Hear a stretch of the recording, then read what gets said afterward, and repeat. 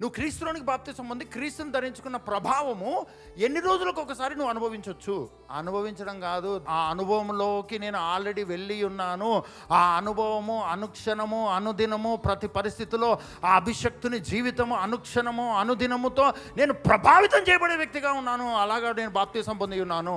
అలానే పరిశుద్ధాత్మ బాప్తిస అనుభవం కూడా అనుదినము అనుక్షణము ఏ పరిస్థితుల్లో అయినా సరే పరిశుద్ధాత్మ బాప్తిస అనుభవం గుండా నువ్వు వెళ్ళడానికి నీకు పరిశుద్ధాత్మని బాప్తిస్మము అనుగ్రహించబడింది.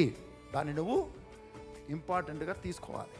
నువ్వు బాప్తిసం పొందినది మర్చిపోతే, పరిశుద్ధాత్మ బాప్తిసం పొందినది మర్చిపోతే నీ క్రైస్తవ జీవితంలో తిరిగి నువ్వే పని చేస్తావు. నీకు మనుషుల సహాయమే అవసరమవుతుంది. మరి యేసుప్రభు నమ్మిన తర్వాత మనుషుల సహాయం వద్దా అంటే అది గాడ్స్ ప్లాన్ ప్రకారం జరుగుతుందండి. దేవుడే నీ కొరకు మనుషులను ఏర్పాటు చేసింటాడు, నీకు తెలియదు.